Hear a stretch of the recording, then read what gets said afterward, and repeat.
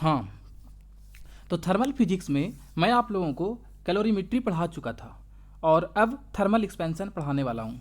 ठीक है, तो थर्मल एक्सपेंशन नाम से ही पता चल रहा है कि एक्सपेंशन मीन्स क्या, फैलना, एक्सपैंड होना। थर्मल मीन्स में क्या, टेम्परेचर, मतलब कि अगर हम किसी प्रॉपर्टीज में, क्या मैटर में, अगर हम किसी मैटर में टेम्परेचर देते हैं तो वो क्या होगा, एक्सपैंड होगा, और इसी को हम लोग क्या कहते हैं, थर्मल एक्सपेंशन। इसी को हम लोग क्या कहेंगे, थर्मल एक्सपेंशन। ओके, तो यहाँ पे लिखा हुआ डिफिनीशन, पहले वो देख लेते हैं क्या बोल रहा है कि material expands on increasing the temperature. Material expands, material क्या होता है, एक्सपैंड्स होता है, फैलता है। क्यों भैया, तो ऑन इंक्रीजिंग द टेम्परेचर, अगर हम टेम्परेचर बढ़ाते हैं तो। क्यों, तो due to increase in inner molecular distance, उनके जो मॉलिक्यूल का जो डिस्टेंस होता है वो टेम्परेचर की वजह से बढ़ जाता है। तो अगर मॉलिक्यूल्स, मान लिया जाए कि एक लेंथ था, मान लिया जाए कि ये रॉड था, मान लिया जाए कि ये एक रॉड था जिसके बीच में इक्वल डिस्टेंस पे ये मॉलिक्यूल्स थे, यहाँ पे थे। अब क्या होगा, इसका टेम्परेचर मान लिया जाए कि T था। अब हमने क्या किया कि इसका टेम्परेचर बढ़ा दिया और इसका टेम्परेचर अब हो गया T प्लस डेल्टा टी। इसका टेम्परेचर क्या हो गया, T प्लस डेल्टा टी। तो होगा क्या कि मान लीजिए कि इसके मॉलिक्यूल्स, एक मॉलिक्यूल्स यहाँ थे, एक मॉलिक्यूल्स यहाँ थे, एक मॉलिक्यूल्स यहाँ थे, इस तरह से मॉलिक्यूल्स थे। अब टेम्परेचर बढ़ाने की वजह से ये मॉलिक्यूल्स और ये मॉलिक्यूल्स के बीच का मान लिया कि कुछ डिस्टेंस बढ़ गया और यहाँ से ये मॉलिक्यूल शिफ्ट हो गया यहाँ।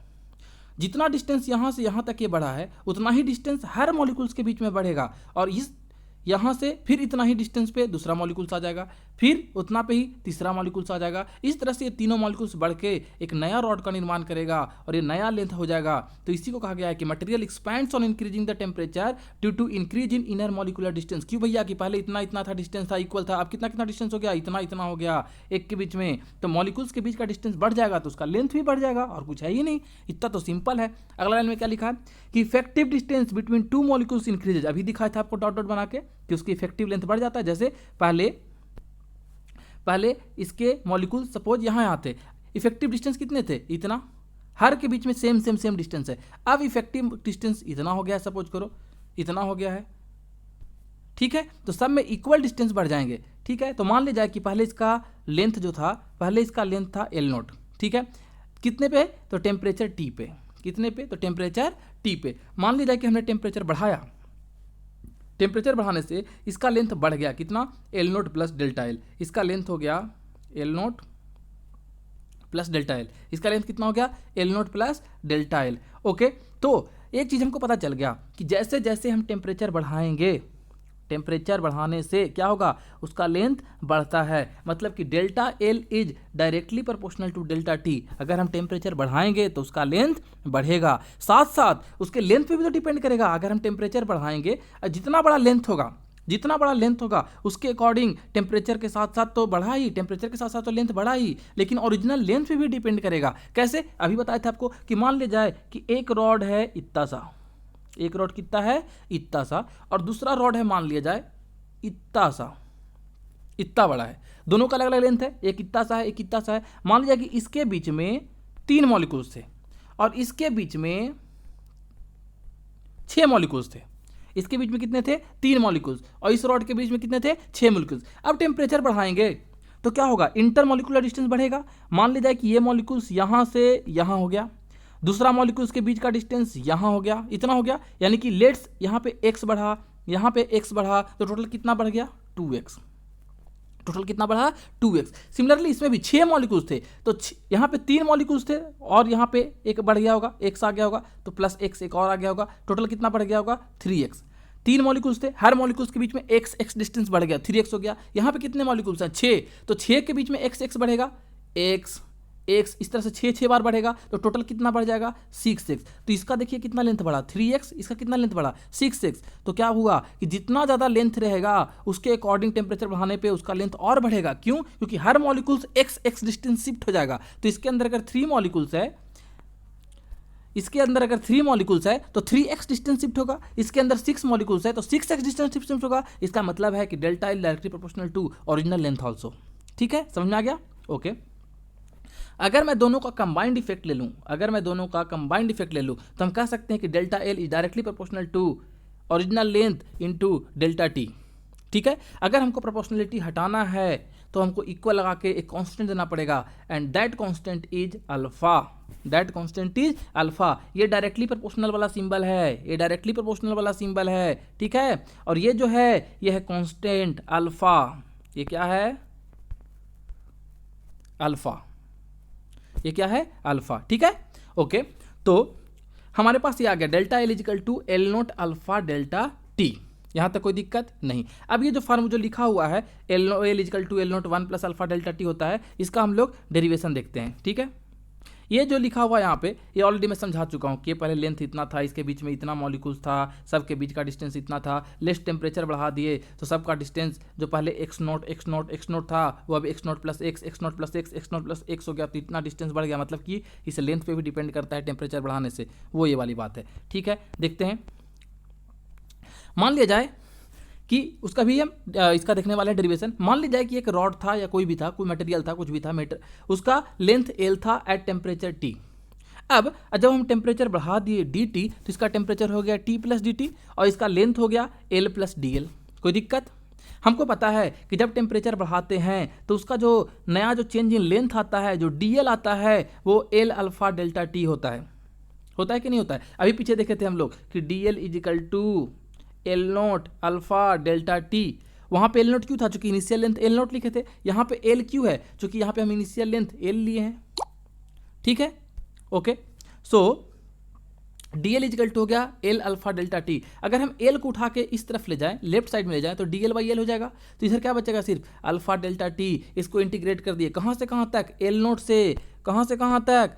एल नोट से, इनिशियल लेंथ से जो फाइनल लेंथ एल आ गया होगा। ये एल कौन सा? पूरा लेंथ बढ़ने के बाद। और टेम्परेचर कहाँ से कहाँ तक? पहले टेम्परेचर कितना था? T1 से लेके कहाँ तक? फाइनल टेम्परेचर तक, ठीक है। तो हो गया यहाँ पे, ठीक है। ओके, तो अगर हम इसको इंटीग्रेट कर दें, किसको? इसको डी एल बाई एल को, तो डी एल बाई एल का इंटीग्रेशन क्या हो जाएगा? एल एन ऑफ एल, और लिमिट पुट कर देंगे एल नोट से एल, तो इसका हो जाएगा L N of L by L naught. इसका अल्फा कांस्टेंट तो बाहर, और डी टी क्या क्या हो जाएगा? T2 minus T1। और T2 माइनस T1 को क्या लिख सकते हैं? डेल्टा टी लिख सकते हैं। तो L N L by L naught is equal to alpha delta T. L N को उधर ले जाएंगे तो e to the power alpha delta T, और एल नोट को इधर ले जाएंगे तो L is equal to L naught e to the power alpha delta T. यहाँ तक कोई दिक्कत नहीं? दिक्कत। अब एक एजम्पशन हम लोग लेते हैं कि जो चेंज इन टेम्परेचर है, जो ये चेंज इन टेम्परेचर है, वो एक से बहुत ही कम है, एक से बहुत ही छोटा है। तो हमको पता है कि जब ऐसा होगा तो e to the power x का एक्सपोनेंशियल हम तोड़ते हैं जब ये बहुत छोटा होता है, मतलब 1 से छोटा है, मतलब पॉइंट में होता है, तो 1 plus alpha delta T plus alpha square ऐसा ऐसा होगा, और वो सब निगलेक्ट हो जाएगा हायर पावर ऑर्डर। तो बचेगा सिर्फ क्या? एल इजिकल टू ये वाला एल नोट और e to the power alpha T को तोड़ दिया एक्सपोनेंशियल, तो आ गया 1 प्लस अल्फा डेल्टा टी, ठीक है। अब ब्रैकेट ओपन कर दिया, ब्रैकेट ओपन करके सोल्व कर दिया, तो L is equal to L naught into 1 plus alpha delta T. तो जब भी हमको लेंथ वेंथ का दिया हुआ हो और टेम्परेचर चेंज हो रहा हो, तो उसका जो फाइनल लेंथ आएगा टेम्परेचर बढ़ने के बाद, वो L naught into 1 plus alpha delta T होगा, ठीक है। तो अभी हम लोग देखे थे कि change in length delta L, change in length delta L, L naught alpha delta T था कि नहीं था? अभी डेरिवेशन में देखे थे हम लोग। ओके, अच्छी बात है। तो डेल्टा एल इजिकल टू, या तो अगर उसका ओरिजिनल लेंथ एल दिया हुआ है तो एल अल्फा डेल्टा टी लिखो, ओरिजिनल लेंथ एल नोट लिखा हुआ है तो एल नोट। ये जो है ओरिजिनल लेंथ है, ये दोनों जो पुट किया गया है ये क्या है? ओरिजिनल लेंथ, ओरिजिनल लेंथ, ये क्या है? ओरिजिनल लेंथ है। ओके, तो अल्फा इजिकल टू क्या हो जाएगा? Delta L divided by L into delta T. होगा कि नहीं होगा? अगर मैं एल को उठा के इधर ले जाऊं, डेल्टा टी को इधर ले जाऊं, तो हो जाएगा ना alpha equal to delta L by L delta T. अब अल्फा को कहते क्या है? बार बार अल्फा यूज कर रहे हो वहां से कि अल्फा अल्फा अल्फा। अल्फा जो कांस्टेंट यूज किया था, उस कांस्टेंट को हम लोग कहते हैं coefficient of linear expansion of temperature, coefficient of linear expansion of temperature, और इसका यूनिट होता है पर डिग्री सेंटीग्रेड। यूनिट क्या होता है? पर डिग्री सेंटीग्रेड। तो अगर आप डेल्टा टी को 1 यूनिट पुट कर दो, डेल्टा टी को क्या पुट कर दो? 1 यूनिट, तो अल्फा क्या हो जाएगा? अल्फा क्या हो जाएगा? डेल्टा एल बाई एल, जो कि यहाँ पे लिखा हुआ है, और इसी को हम लोग कहते हैं fractional change in length of rod. इसको क्या बोलते हैं? Fractional change in length of rod. तो fractional change in length of rod delta L by L, fractional change in length of rod, ये देखो delta L by L, delta L by L, इसको क्या बोलेंगे? Fractional change in length of rod per unit temperature, per unit temperature, ये देखो fractional change per unit temperature, delta T को 1 लिए थे ना, डेल्टा टी को 1 लिए थे, उसी को तो हम लोग क्या कहेंगे, लीनियर एक्सपेंशन कोएफिशिएंट कहेंगे। उसको क्या कहेंगे हम लोग, लीनियर एक्सपेंशन कोएफिशिएंट। अब एक प्यारा सा न्यूमेरिकल देखते हैं, बहुत ही आसान है, बहुत मजेदार है।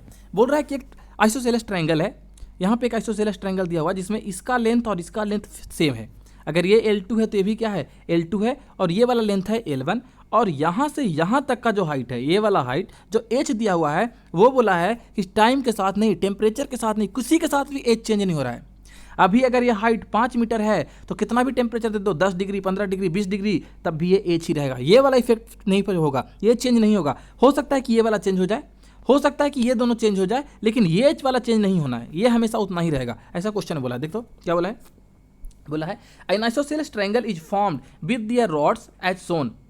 एक रॉड से बना के, 1 2 3 रॉड को मिला के एक आइसोसेलेस ट्रायंगल बनाया गया है। If the distance between apex and the mid point, distance between apex and mid point, distance between apex and mid point, apex से मिड पॉइंट के बीच का जो डिस्टेंस है, रिमेन्स अनचेंज्ड, रिमेन्स कैसा है, अनचेंज, अनचेंज मतलब चेंज नहीं हो रहा है। एज द टेम्परेचर वेरी, मतलब टेम्परेचर बढ़ाओ घटाओ तो ये फर्क नहीं पड़ेगा। तो बोला है प्रूव दैट L1 ये वाला लेंथ डिवाइडेड बाई ये वाला लेंथ, या कोई भी लेंथ, इधर वाला length, equal to 2 under root alpha 2 by alpha 1। Alpha 2 क्या है भैया, तो थर्मल कोएफिशिएंट ऑफ ये वाला या ये वाले का, रॉड का, और अल्फा 1 क्या है, अल्फा 1 क्या है, इस वाले रॉड का। तो चलिए सोल्व करते हैं।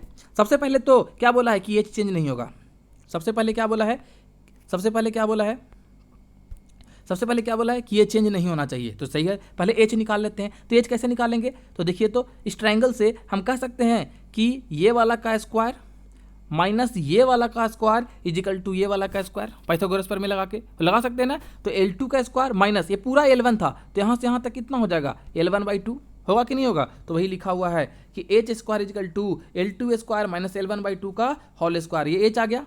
अब हमको ये भी पता है कि टेम्परेचर के साथ साथ, अभी हमको ये भी पता है, क्या पता है कि टेम्परेचर के साथ h चेंज नहीं हो रहा है, मतलब हम कह सकते हैं कि dH/dt 0 होगा, कह सकते हैं ना कि dH/dt क्या होगा, 0 होगा। तो चलिए एक काम करते हैं, इसको हम लोग डिफ्रेंशिएट कर देते हैं विथ रिस्पेक्ट टू टेम्परेचर। तो h स्क्वायर का डिफ्रेंशिएशन क्या हो जाएगा, पावर बाहर आउटसाइड, तो 2h dH/dt, 2l L2 square का क्या हो जाएगा, 2l2 dL2/dt, माइनस है तो माइनस 1/2 का स्क्वायर को 1/4 बाहर निकाल लेते हैं, खाली L1 का स्क्वायर का, फिर से 2L1 इंटू dL1/dt हो गया, और dH/dt क्या था, 0, तो ये पूरा 0 हो गया।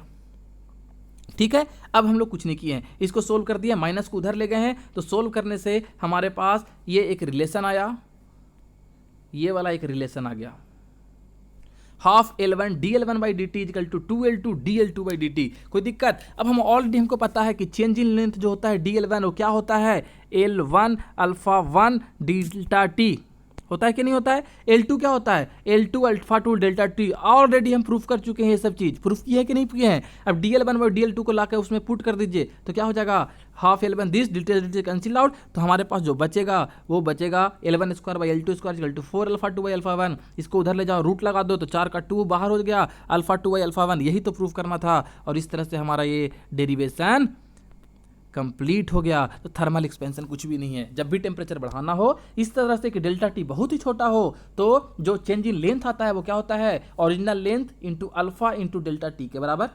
बस यही तो पढ़े हैं, अभी तक हम लोग पढ़े हैं ना, बस तो हो गया। ठीक है, अब देखते हैं एरिया एक्सपेंशन और सुपरफिशियल एक्सपेंशन। ठीक है, तो इसको हम लोग नेक्स्ट वीडियो में डालेंगे। तब तक के लिए धन्यवाद, तब तक इतना प्रैक्टिस कीजिए, पढ़िए, और अगर कोई डाउट है तो हमें कमेंट बॉक्स में मैसेज कीजिए, हम आपका उसका रिप्लाई देंगे। Thank you.